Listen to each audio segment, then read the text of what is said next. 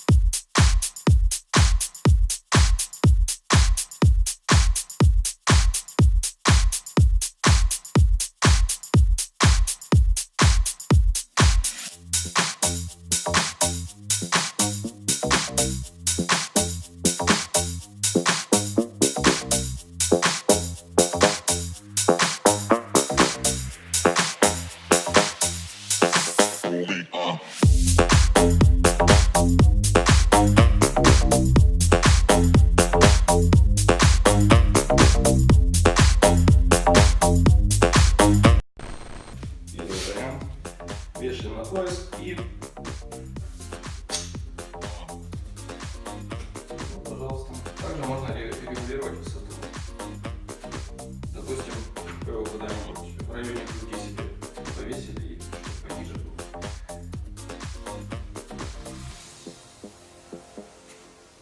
Пожалуйста. Шурупы, кстати, можно брать таким вот образом.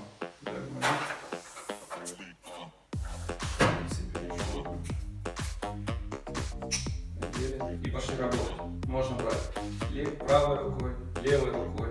Не надо вот это менять шуруповерт. То есть одной рукой, допустим, крутите правой, берете их левой. Крутите левой, берете правой. Все просто. С обычным карабином дела обстоят следующим образом. Вы его просто повесили и работаете. Шурупы уже рукой берете из коробки, едете на магнит, также работаете. Все легко и просто. Спасибо за просмотр. Кому понравилось, ставьте лайки, пишите комментарии. И До новых встреч!